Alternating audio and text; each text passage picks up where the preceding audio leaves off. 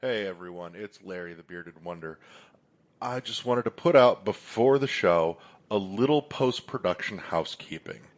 First of all, we want to humbly apologize for being off our regular schedule for the last several weeks. Due to a number of things going on with everyone across the board, it's made it very difficult to hit our usual Monday morning output. Additionally, this episode was supposed to have gone up Thursday morning and didn't. So for the sake of clarity, because it is mentioned in here, that's why there was talk of a possible upcoming, as yet unconfirmed direct at the point, because this was recorded on Wednesday. I, however, have been kept down pretty much all week with a fairly horrendous illness that has just kicked my ass, which is also why there was no Warp World episode after the direct on Thursday.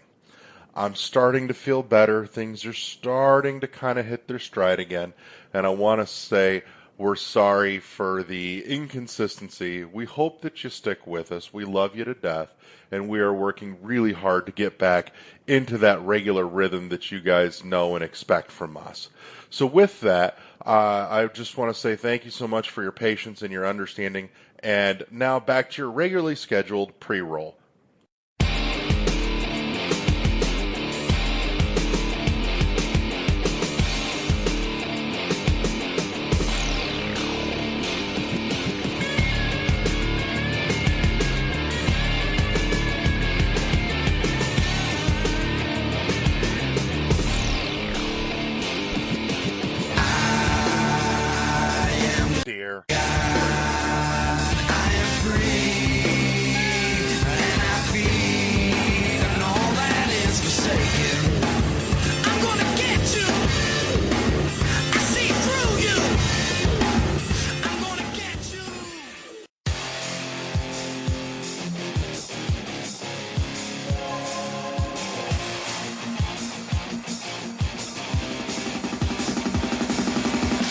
Starting the recording.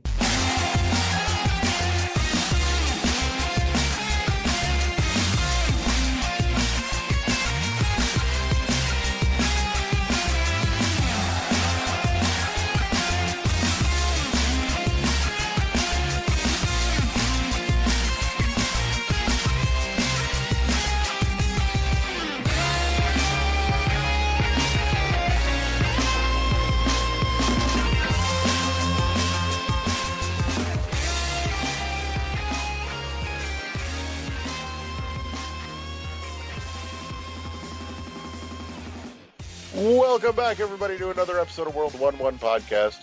We are fashionably late this week to just fuck everything. I am your host, as always, Larry the Bearded Wonder. Joining me is Eddie. I just got a biology lesson about diabetes and blood sugar V. I'm a smart genius. Or what did Trump say? I'm a likely genius, or I'm just like, oh goodness, just go somewhere, sit in the corner. Hey everybody. Politics out of this. That's what we do on our private time.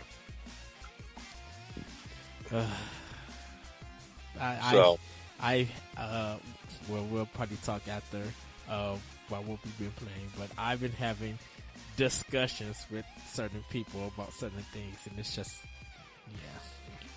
You just don't understand. So Eddie, what have you been playing since we last convened? So going to start with Xbox One. Played a little bit more Cuphead, enjoying that, getting a little bit further in Assassin's Creed Origins. Popped in Super Lucky's Tale. How mediocre was it?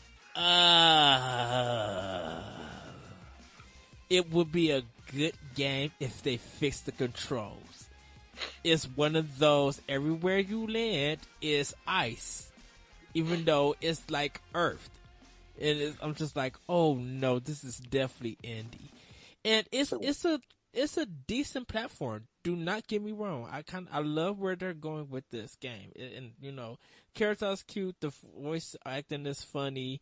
But it gets challenging because it tries to be Donkey Kong Tropical Freeze, and it fails because of the controls and not literally not being able to see in the background.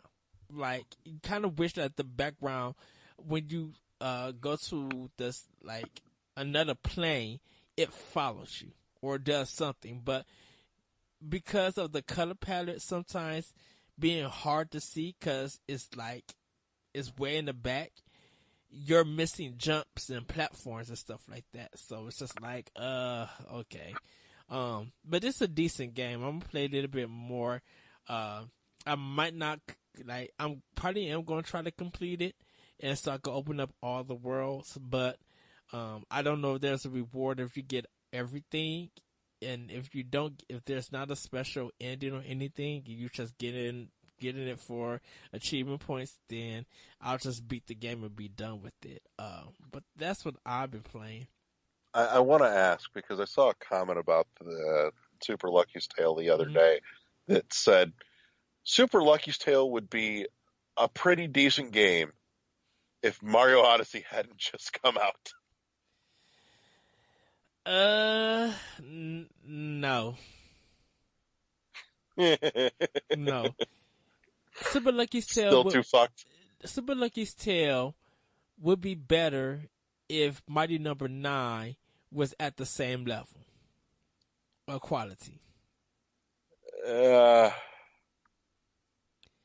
Because the controls played like a Mega Man game, and it's okay.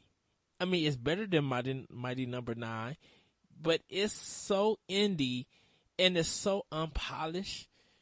And it's like some of its physics. It's just like you guys should have spent 4 more months on this game testing and getting it together. I don't know what your budget is, but if WeCore could get another chance at life and get things fixed, this game needs that chance and it needs to be fixed. Like, I don't know if that can happen, because, if we went from Recore level of quality, which was almost there, to be fair, it had some problems, but it was almost there, to Super Lucky's Tale that is apparently just an unpolished mess. It's unpolished in its controls. That's all. And controls meaning, like I said, physics. Like when you land, nothing feels tight. Nothing feels tight. Like, your double jump is not even a double jump. Like, okay, has anyone, like... I think I saw that. It's more like a jump lunge, isn't it? It can be, but it's... Go play Cuphead. All you listeners, it's on you got the list. I'm just saying. Play Cuphead and do one of the run and gun levels, and then do a 2D level of Super Lucky's Tale, and notice the difference in quality and control. Don't worry about the difficulty. You probably throw back a few generations and say, go play Alien Hominid. Heck, play Contra. Go play Contra. Heck, play Arcadia Warriors, and that was a vertical 2D plane shooter. Wah. So, anyways. I would say go do Bionic Commando, but I don't want to make people cry about that. Yeah, it's not that bad. Come on now. So, what else has been circulating? Yes, so I played that. I think I picked up Tomb Raider Legends. I picked up some games from Games with Gold, but I haven't started them yet. Okay. So, moving on to, and I was going to start Rainbow Siege because I got it for Christmas, but I haven't started that one yet. I'm waiting. Make sure that the servers are reliable to play on. Gonna go to my PlayStation 4. Playing more Titanfall 2 on easy, getting further in that game. I just beat like the second Titan. in that game. So I'm like halfway done with the game. So just some little bit more to go, and then I'll be done. And I'll probably finish that a little bit later on this week. Started up Yakuza 0. Such a fun game. I love that the fighting is very fast in here. And I really can't wait till I get into the story and just see the craziness on how Kiryu, and Gomama, I think that's his name, started out. Like how the Yakuza 0 series actually started. Can't wait to get more to that. Right on. Okay. So, installed Neo. How is Keanu Reeves these days? It's really good. Neo is really good. I actually tell you that. It's really good. Has him and Lawrence Fishburne stayed in touch? I don't know yet. That I don't know. Depends on if Keanu's been watching Lawrence Fishburne's daughter's porn. So, well, family activities you can do together. That's a whole nother. That's a whole. That's if you add. That's if you speak to all the PlayStation owners who watches Pornhub. Yeah, that's a survey that came out, or that came out of nowhere. I was cracking up. I'm like, wait, what? We'll circle back to that. Yeah, we'll circle back to that. Tell us about the one. So I've been popped in Neo, and the first thing that came up for install said 28 hours to install. I'm like, 20? Huh? What? I had spent 8+ hours installing that game. I heard the text on the title screen says Johnny Mnemonic. I wish it did. I really wish it did.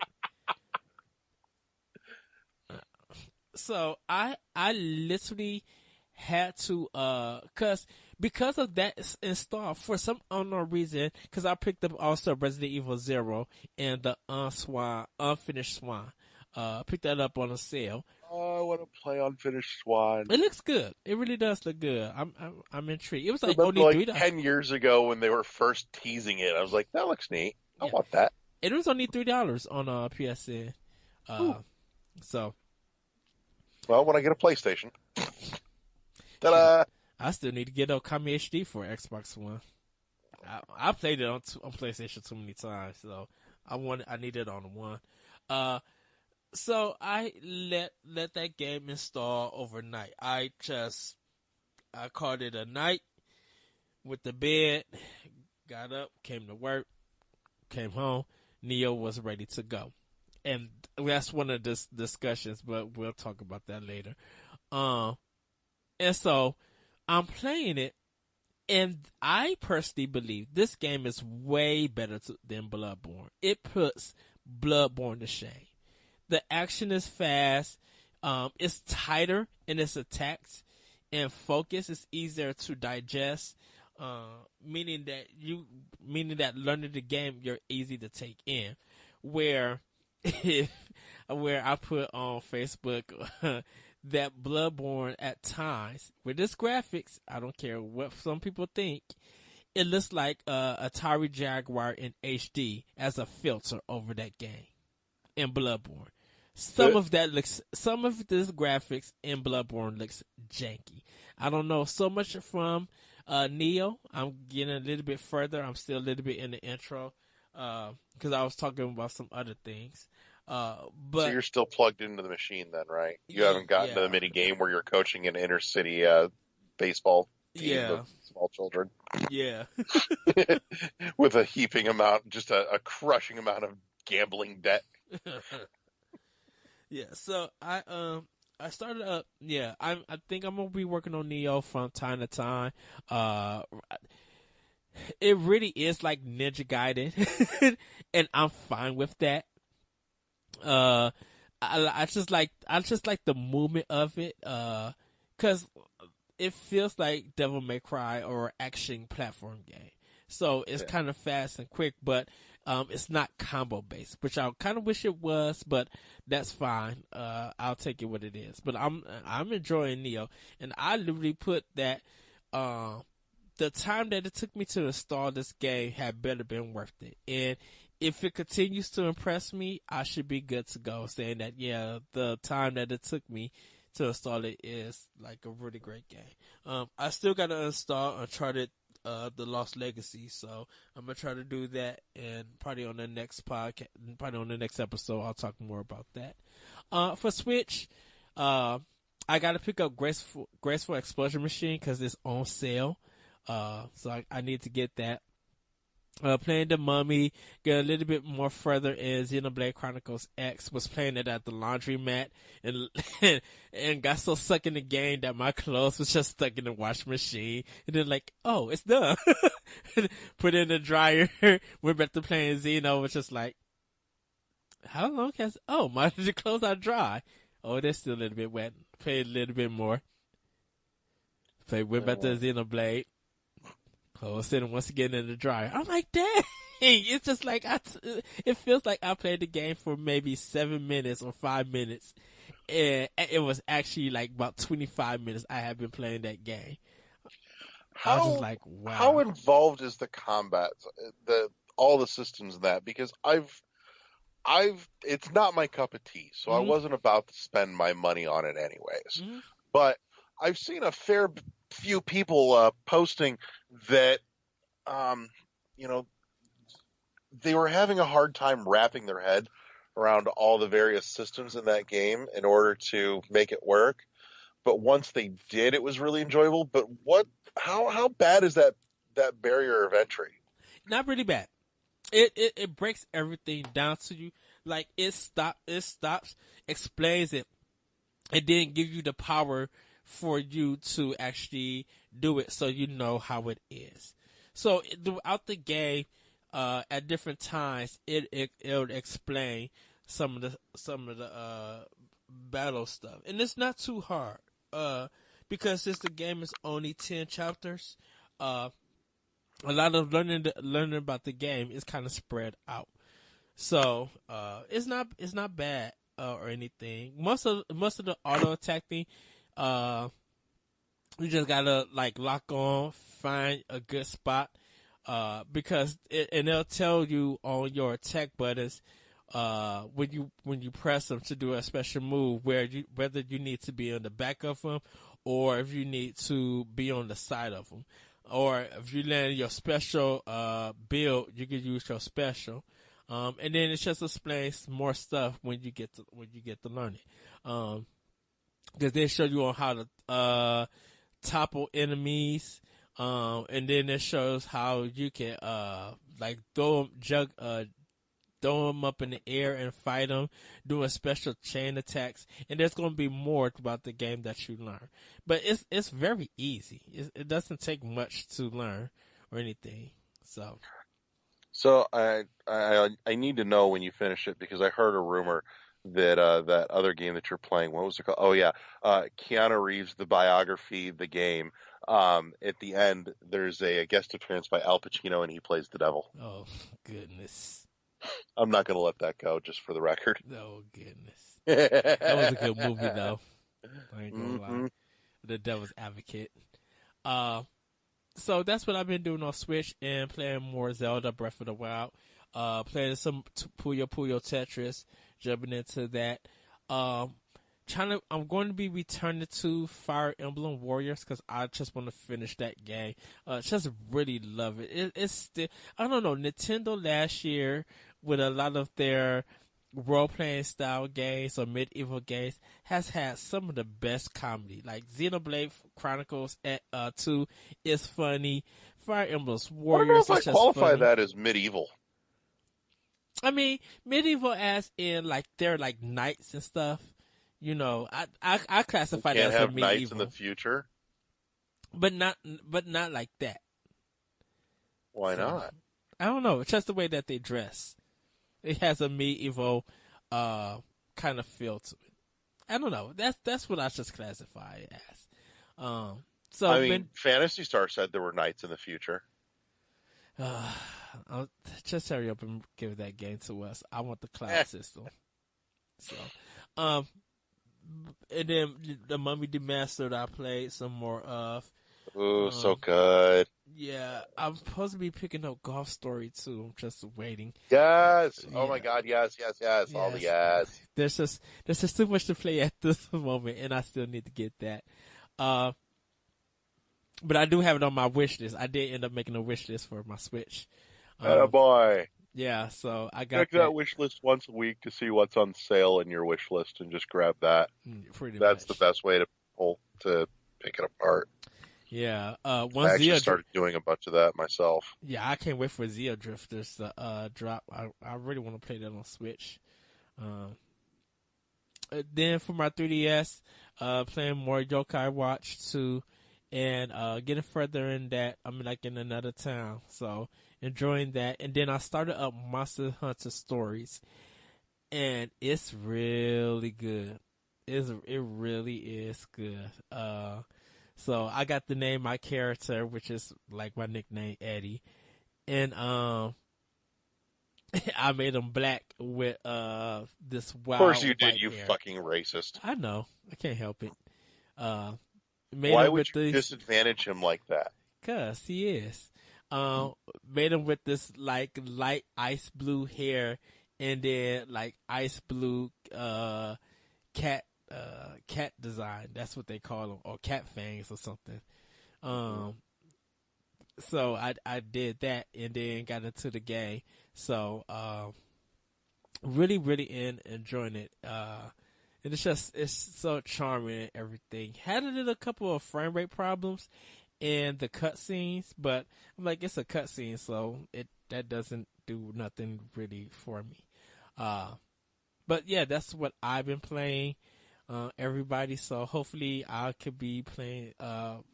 Hopefully I'll end up finishing Titanfall 2, working on some other games. I really want to get through Assassin's Creed Origins because I should be halfway through that game. And I just want to finish it and get it out the way. So, Yeah. yeah. Right on. What you been playing, Larry? Oh, so I got a pile of eShop credit from work, and so I've just been spending copious amounts of money on the eShop. I've been playing the eShop on the Switch. It's fantastic. Common complaints are it needs to be better organized. Frankly, I don't have an issue with it. I like the way that it's laid out, but that's really besides the point. I finally got to start playing SteamWorld Dig 2. That excites me a lot. Heard it's really, really good. It is, but there's a but. It is super fucking talky. Like the original SteamWorld Dig kept all the chatter to a pretty sufficient minimum. Uh-huh. This game wants to fucking talk all the damn time. That being said, that's my biggest complaint. Like, for me personally, the first SteamWorld Dig is this cathartic game that I can just play without thinking and not having to pay attention to dialogue or anything like that, because I know that all I'm going to do is just dig down and you will win the game. I'm like, I like that. That's relaxing to me. Hell, even the girlfriend picked it up and started enjoying it. My Wii U is actually at her apartment, and I had totally forgotten that I had SteamWorld Dig on my Wii U because I felt bad. I'm like, she's really enjoying this, but I can't send it with her because it's attached to my 3DS because it's a download. And then I was up there on Tuesday and was looking through my Wii U stuff. I'm like, oh yeah, I have this. Things I fucking forgot about. So, Wow. but yeah, so upsides to SteamWorld Dig 2. And actually, I am hesitant to say that it's an upside for me personally. Okay. I can appreciate the fact that all the systems are more in depth. Like, you're not just buying upgrades, but you're like spending cogs for special abilities on certain things once you've bought certain levels of items and things. It's a little more it's not super complicated. It's just another light layer of depth. Just enough to be interesting without being cumbersome. That being said, I wouldn't be upset if it wasn't there. I would be perfectly happy just buying more armor, buy more water tanks, buy better lamps. Yeah. Buy a better pick. But it's there. It's not terrible. There's some neat stuff. I've not gotten through all of it yet, but I'm playing with it. So that's a slight mixed feeling for me. On a 100% positive note, oh my God, the music in the town is amazing. Like between that music and the music for Wooded Kingdom from Odyssey, yes, it's all the chill. It's so good. nice. And I played another game with some really good music too that I quite liked, but we'll get to that. The other thing with SteamWorld 2 is that, oh my God, this map is fucking sprawling. Like, SteamWorld Dig was fairly straightforward. It was a vertical column, and your goal was to go down. Pretty much, yeah. 2 is all over the place. It's got like weird little fucking interconnected rooms, and you like jump off the fucking plateau that the town is in, and you go through these windy plains to find some secret ruins and all kinds of shit. So it's big. It really is. It's bigger than it has any right to be for $20. But no, it's worth the money. It's good. I wish that the town music was everywhere. Oh, It's so good. I have on several occasions I've just turned it on to listen to it. I had to pick up a coworker the other day, and I had my Switch in the car, and I just plugged it into my car and turned up the radio so that I could listen to it on my car stereo for 20 minutes while I waited for him. Didn't play it, didn't even look at it, just listened. wow. It was great. So, anyways, aside from SteamWorld, what else is I picked up and I fiddled with a little the update, which was supposed to be a patch, but is apparently just now being listed as a full separate release on the eShop. So be mindful of that. If you accidentally buy the original one, the update will switch to free, so you won't end up getting like double charged if you fucked up. But NBA Playgrounds finally has all the content that it was supposed to have available on the Switch, including online play, and the new enhanced version has supposed to have like all the downloadable content that came out for the original in it as well now, just all packed together. So it's a nice, neat little package, and it's a wonderful reminder that we were promised that anybody that bought that game before that content came out is still due to receive a free copy of the new Shazam game when that comes out. Or the Shaq Fu? Yeah, that's right. I'm sorry, not Shazam, Shaq Fu. Can I get a new Shazam game too? Huh? Can I get a Shazam game while we're at it? No. Please? Bring me Shazam. No. Mm-hmm. So, anyways, so that's a thing to keep an eye out for if you bought into that early like I did. Oh, God. I did get to play some Earth Atlantis finally. And it's got elements of a couple of things that are good. It made some design choices that are bad. It has a mild feeling of Insanely Twisted Shadow Planet in that gravity is not relevant. You just kind of float through the stages. Yeah. And it's not one like super giant map like Shadow Planet, but it has kind of that feel where you're trying to find your way through to get to the next thing that'll let you progress along. It's definitely a shooter. It's, given though that you're kind of free roaming around this map, it's not your usual horizontal R-type style shooter. It's almost like you're in a decent sized maze-ish arena. I, for the most part, I like it. I want to like it more, but I can't. The boss fights that I've played so far are challenging but fun. There are some things that don't feel terribly fair, but that comes more as a result of the aesthetic and the art style. It's very easy to not be able to differentiate when an enemy is in the background versus the foreground, because they will phase in and out of the background and the foreground. That's not okay. The whole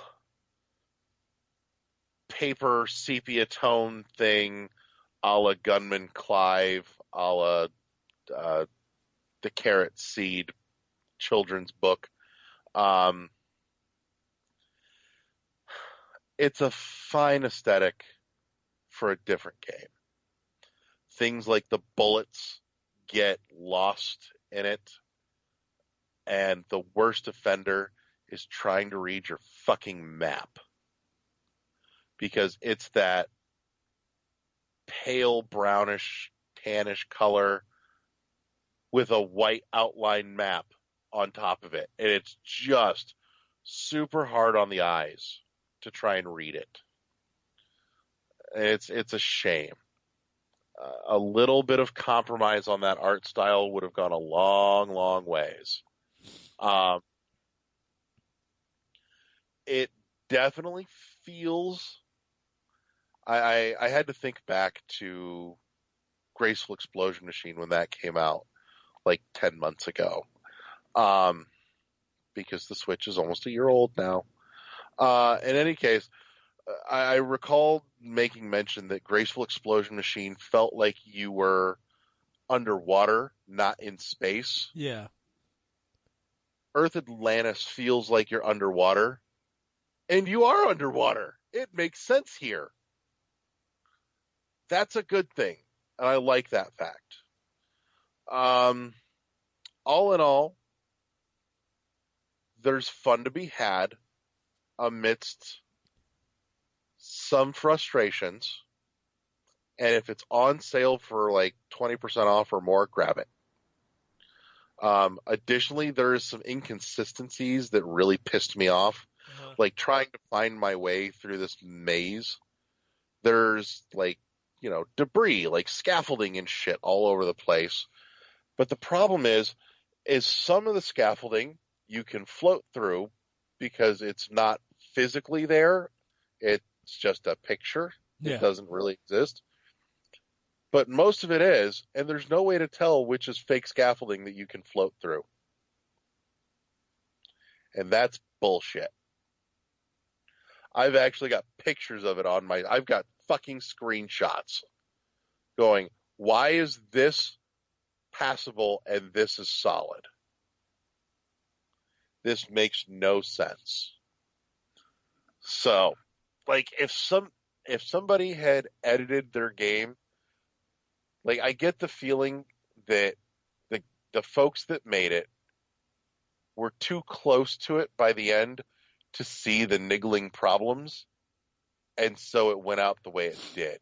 Whereas if they had gotten a fresh set of eyes before they put it out, somebody would have pointed this shit out, and they'd have taken like an extra month and fixed it. So it doesn't quite hit greatness, but it's not bad. It's passable. And that's okay. So, if you can manage to have fun with it, more power to you. I managed to have some fun with it. I was happy about that. I wasn't over the moon with it, but not every game's going to be that, and that's okay. So, I picked up a couple of others that I've not gotten to touch yet because everything has been shitty, and I really want to be in the right mood to sit down and sink into them because they are more story-centric. But I picked up Dead Synchronicity because that looked fucking twisted and awesome, and it was on sale. Oh, goodness. Oh my god. Dude, have you seen the preview for that? Like, look at the trailer on that. That looks like some straight-up Suda51 fucked up shit. I love that. It looks really cool. I also picked up Thimbleweed Park because that just went on sale, and it's kind of been on my radar. Okay. I like old school point and click stuff, so Thimbleweed is right up my alley. So last time we talked on the episode, we were talking about Dead Cells, right?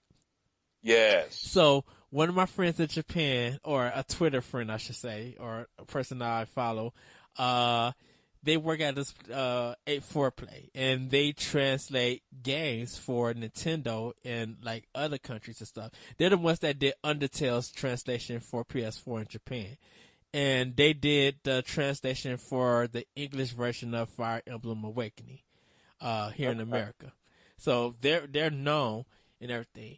So one of the translators was talking about how he was playing Dead Cells. And I told him, I was just like, I think that should come to Switch in 2019 next year. And he definitely hit me back. He's like, yes. He's just like, dude, this game is so good. It's just so fun. And it's just sad that it's still that it's in early access. But I think that game, like I said, it needs to be on Switch. And I think next year, I think it will. If they get out of early access this year, it needs to be on Switch by summer of next year. I hope so. Yeah, I do. He literally has been enjoying it. I was just like, I'm now thinking to myself, I'm like, me and Larry literally just was talking about this game. Mm-hmm. So that brings me to the other big humdinger that I wanted to talk about that I played. I played this game. I bought it without a second thought because I had read some things that piqued my interest, but I didn't go too deep. I just kind of looked at it and went, I saw a real brief synopsis that caught my attention, and I just wanted to let it surprise me. And surprise me it did. I can't say it's when somebody sticks their penis in your butthole and you're not expecting it, that's a surprise too, but it's not always a good surprise. Well, depending if it's hard or not. So if it's not hard, it's not going in, Eddie. Come on. Hey, some people will try. They'll try to jam it in. You are, how you say, to push a rope? So I picked up the Dear God, It's Me, Margaret, Can You Hear Me? Otherwise known by its more common title, The Dear God. Oh, dear goodness. Yeah, exactly. So it's one of those, it looks good as a trailer, but not so much in the actual game. Yeah, I was thinking about this earlier today, actually. There's a phrase commonly used in the industry. We've all heard it. We all know it. And that phrase is procedurally generated. And the Dear God purports itself to be a procedurally generated, endless runner with light Metroid elements. And light is the key word there. The problem with that statement is that developers and publishers use the phrase procedurally generated for everything that means this is not a fixed repeating pattern, so it will be different every time you play. Mm-hmm. However, that's not necessarily the case. Games like the first SteamWorld Dig are procedurally generated. It runs through an algorithm to rearrange everything in a random pattern that it confirms will work. The Dear God is just randomly generated. And it may or may not work, but it's random. Like, it may send you on a quest, and in order to complete that quest, you need a very specific arrangement of terrain. and you may have to run through all the environments and circle back several times before the game will eventually randomly generate the specific arrangement of terrain that you need to complete a quest. And it's just a fucking mess. Yikes. The controls are simultaneously stiff and floaty. Oh, God.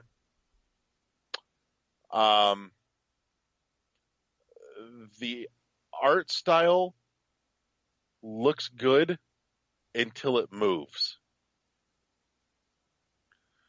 When it moves, the illusion falls apart. The one redeeming factor, music's not bad. Music's pretty passable. I would totally just put it on and let it play. It's pretty enjoyable.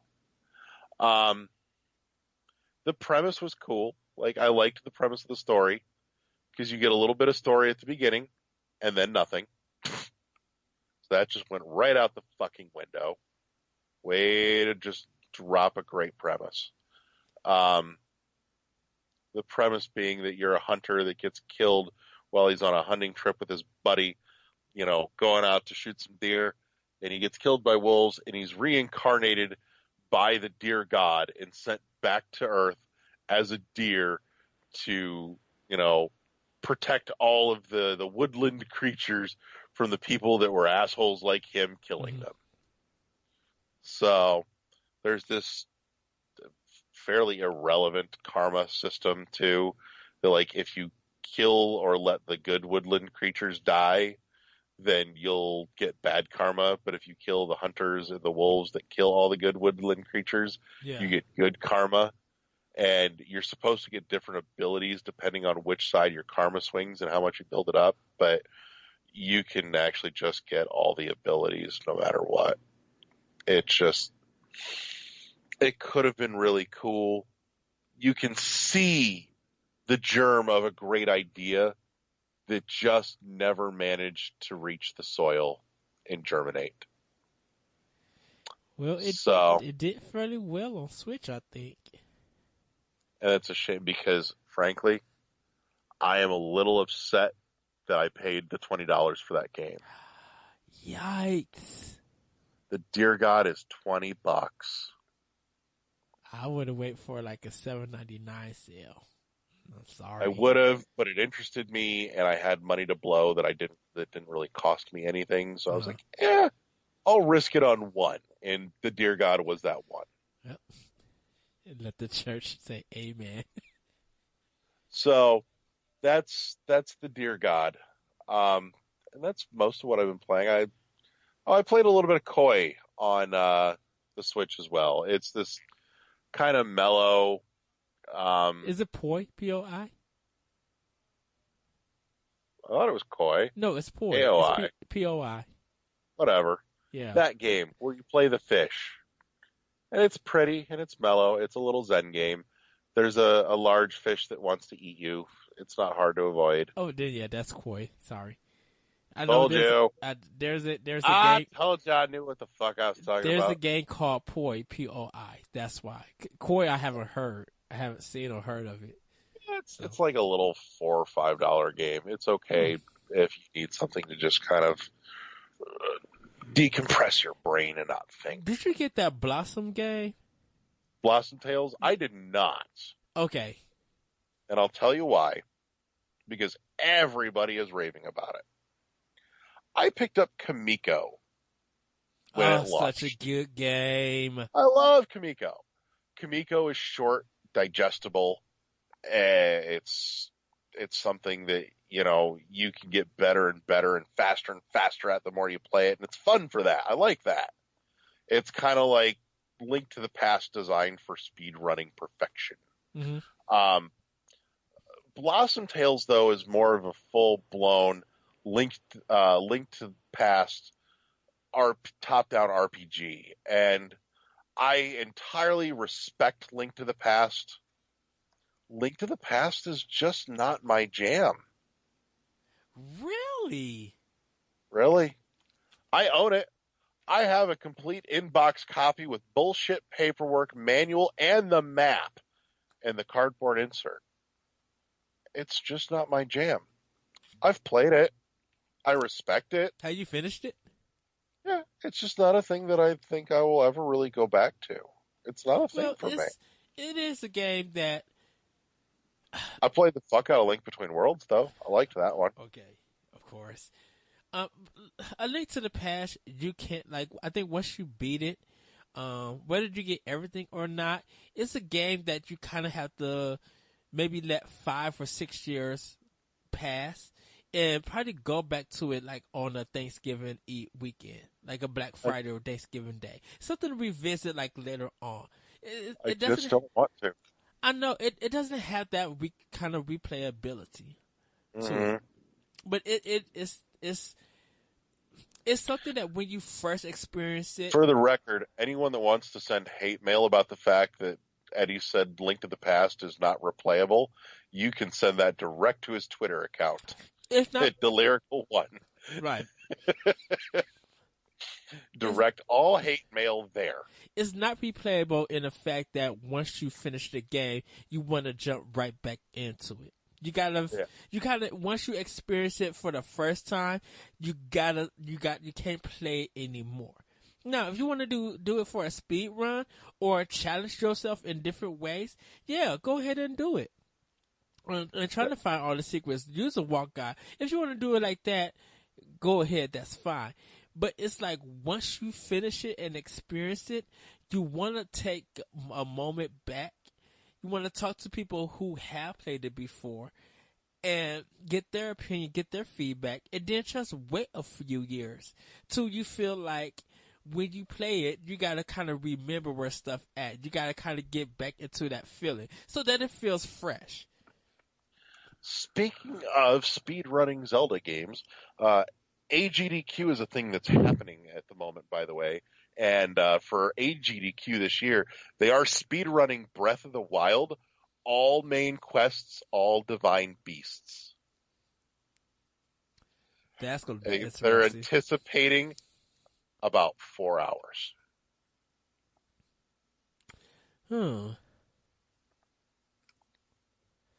I wonder who they're going to do first. I don't know. But that being said, AGDQ is an awesome charity event that you should all tune into on their Twitch channel. Search for Games Done Quick and check them out on Twitch. And if you have an extra $1 or $2 laying around, you should totally donate to their fundraising, their charity, which is the Prevent Cancer Foundation. That's a thing. They give away lots of fucking cool prizes too, all fucking week long. It's awesome. So if you've never experienced it, go check that shit out. That's one of my favorite things. It comes around twice a year, once in the winter, once in the summer. So free plug for GDQ. Go check their stuff out when you're done listening to our bullshit. Yeah, because they're trying to get to $10,000. For I think something for a Super Mario Odyssey, I think, or for something like that. They're trying to do it. There's lots of donation incentives as well. So if you don't care about a prize, donation incentives are cool too. Yes. Yeah, so guys, go donate. Go check them out. Support. But yeah. So in news, since we last convened the biannual gathering of hermits, we meet every 10 years, talk about caves. It's great fun. There was the lovely infographic talking about which consoles are most used to watch Pornhub. Okay, and so let's break this one down because this is so funny. I don't have it handy in front of me, but I'm gonna guess Eddie does. Thank Christ, because this thing is fucking awesome. Yes. Okay, so the majority of streams are on PlayStation 4 with 56%, followed by the I want to stipulate real quick here. I did read through it, and in the fine print, just so you're aware, these numbers reflect the percentage of increase or decrease of users that are viewing Pornhub on these respective platforms. Yes. So it's not, saying It is through the 50%. browser. It's not an app or Right, anything. right. Which, by the way, where the fuck is my Pornhub app for my Switch? Thank you very much. Oh, we'll get into that one. So that's 56% on PlayStation 4, followed by That was the a 56% increase, correct? 'Cause some of these decreased. Well, yeah, there is a decrease, and I'll get to that one. This one is an increase, or this is like a total, because it just says we're 56%. 56%. They don't say what increase or decrease. No, that's what they're telling you. It's a 56% increase compared to last year. So followed by the Xbox One with 32%. Apparently, the Nintendo's portable 3DS had a large increase in market share, but still only makes up 1% of game device traffic, according to their data. Also of note is that Nintendo's original Wii had a large decrease, while the updated Wii U now accounts for 5% of console visits. Most interesting of all is that Pornhub mentions a rumor app for the Nintendo Switch later this year that they will be happy to work on. Nintendo's newest Switch doesn't yet have a browser, although it's rumored that one will be implemented sometime in 2018, at which time you can be sure Pornhub's development team will work to ensure full support. Now, that rumored browser, by the way. And just to let everybody know that they said 36% of people who go to Pornhub are gamers. So that's all information that's included, all the percentage and stuff. 36% of gamers go and watch Pornhub on their So respective if you system. go over to your friend's house and the controller has sticky buttons, you know why. That's wow. That's another. Cinnabon has sticky buns. Pornhub has sticky buttons. That's a different version, different thing of chips and Mountain Dew. Oh God. So, yeah. So, heading off on the direction of this rumored web browser for the Switch, lots and lots of fervor, and who knows, by the time this goes up, there may already have been a thing. But there's been a lot of rumor and speculation that we're due for a Nintendo Direct on January 11th. As of recording, this is January 10th, but you won't get it till the 11th. Jesus Christ. It is a ferocious fervor of people wanting this unannounced Direct to tell us what's coming in 2018. And even Nintendo's been playing with people on this. Yeah, people have been saying that they think John Cena's going to host it. I'm like, John Cena might be on fire. So that's Chibi Robo. Yeah, well, maybe if you put the two things together, you get John Cena on fire. Oh, wow. I actually was telling Corey that what if that Chibi Robo on fire was him being upset because he wasn't on Smash, and then he introduces the Smash port to Switch with Chibi Robo as one of the fighters. And that was one of his moves. It could be. There's been some speculation in regards to the things that Nintendo's been posting on their Twitter. Did you? Someone made a gift today with him animated on fire and all the robots from Nier Automata going around him in a circle. I fell out and laughed. I was just like, that is so perfect. Yeah, if you want some internet trolling gold, go check out Nintendo of America's Twitter right now.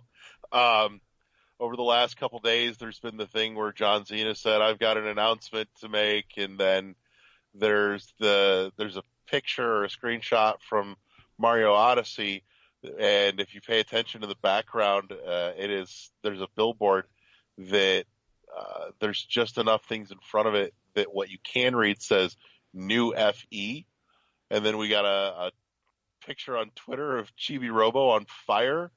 And, there was the hot dog from Tomodachi, the hot dog man from Tomodachi Life, because Hmm. we all know that you grill hot dogs over a fire. I think there's a strong case to be made that they're telling us that the upcoming direct is going to be about Fire Emblem. Well, who knows? That might be. I know that's one. That'll probably be one of them.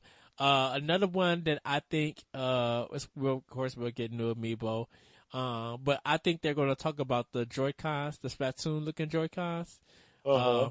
I think we'll actually get a release date of it because they did say it's coming this month in Yeah, January. So of course they'll mention something about that.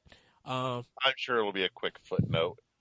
yeah, they'll probably do some 3DS stuff updates too, cause like the sushi game, they might release some more info about Pikmin, uh, probably Fire Emblem Warriors 3DS, like some DLC content and stuff like that. And they might just like show some new games and compilations. Probably Project Octopath is going to be talked about. We'll probably get a Oh final name God, for I that. hope so. I say that they might get I that want it. game. That it might get a new demo. I think it's probably gonna get a new demo. They'll be talking about Lost Sphere too, because that comes out I think next week. Real quick. So, but yeah, so been a fun thing going on. There's been lots of very impressive fakes done too, Yeah, with that have been circulating. the firmware 5.50 or 5.0 something like that. Yeah, 5.0.0. Yeah, all of that. Even the person who made it came out and said that it was fake. Yeah, hey, he did a great job. I'll give him props. Yeah. But in any case, um, that's really most of the news. It's been pretty quiet. Just, Well, the everybody swatting bitching. incident. Oh, that's right. That Yeah. that did happen after the last time we talked.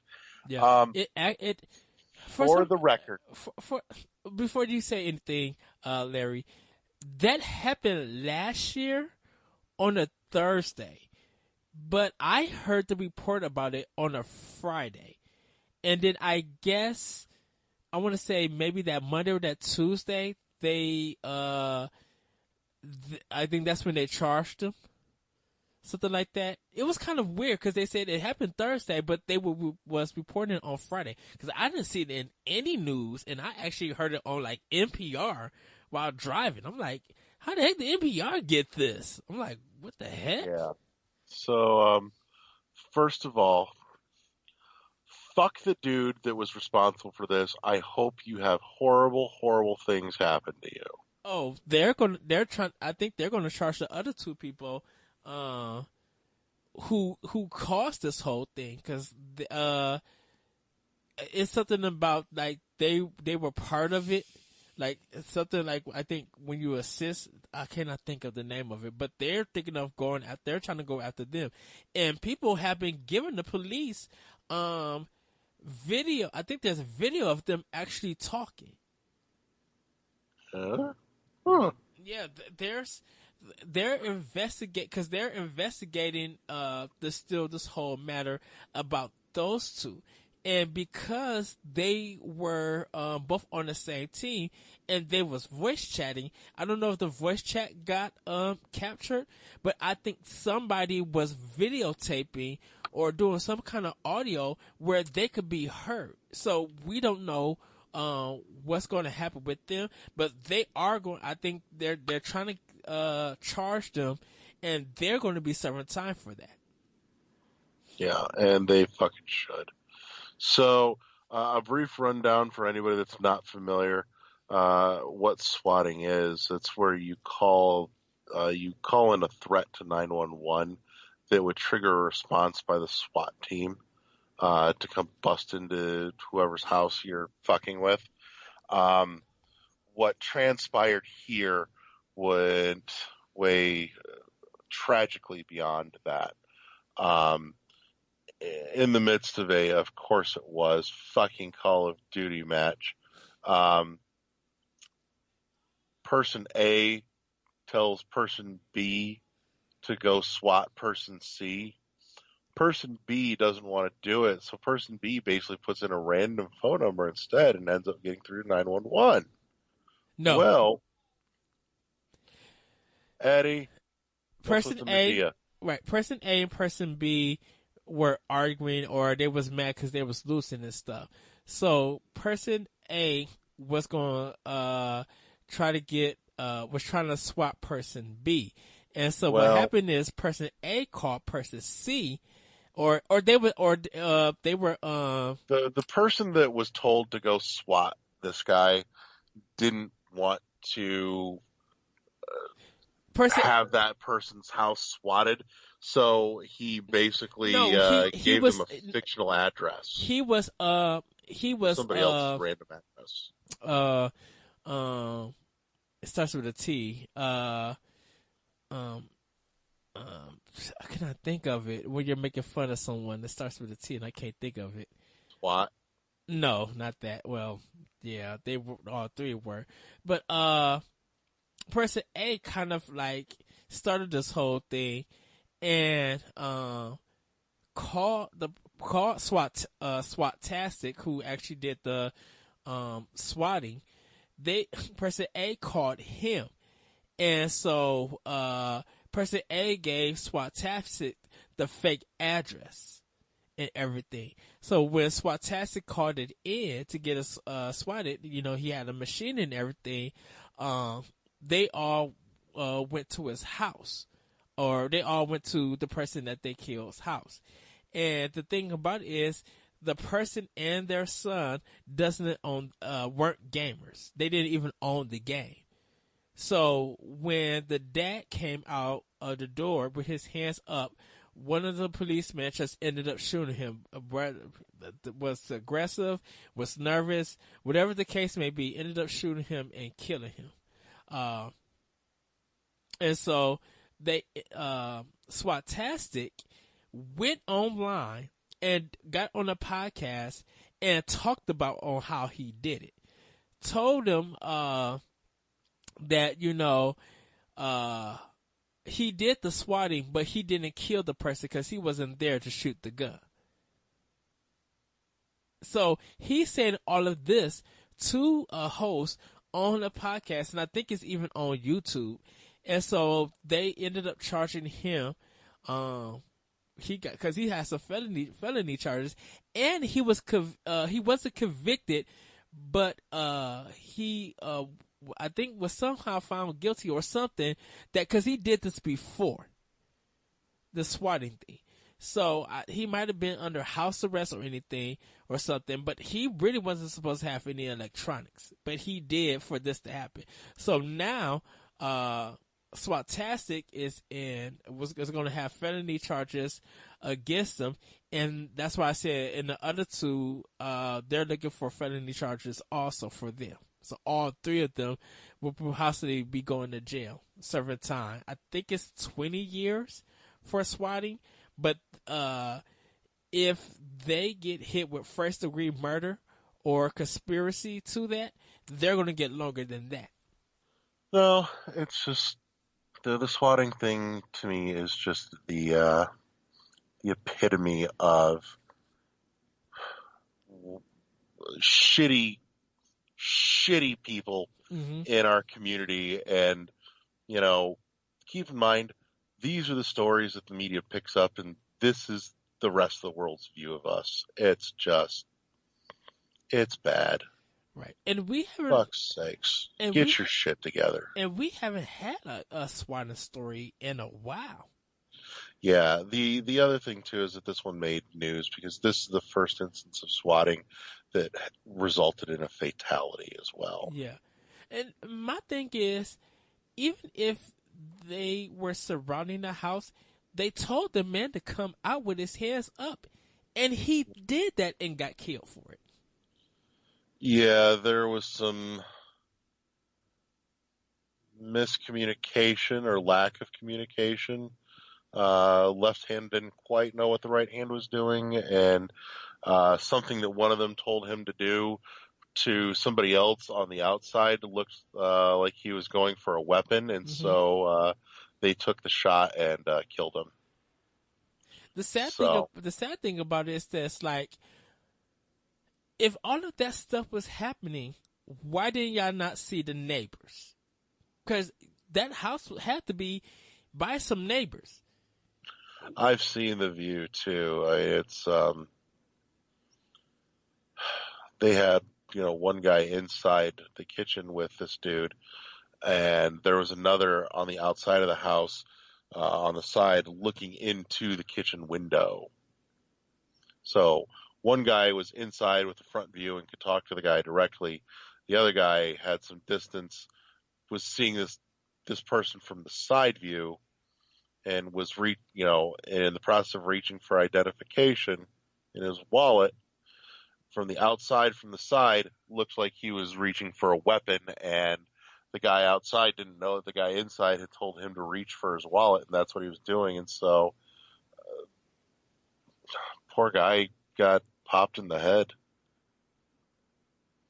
So it's a fucking tragic mess. Fuck this shit. This needs to stop immediately. Yeah. It needed to stop long ago. This is your indicator that it's just been allowed to go on too fucking long. Well, it is a felony, and I thought I'm on other podcasts I said that because it is a felony, and I thought they were supposed to get they might end up getting up to life in prison.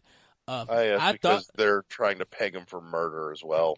Yeah, and see, I thought that if you even did swat it and you got caught, it was automatic life in prison.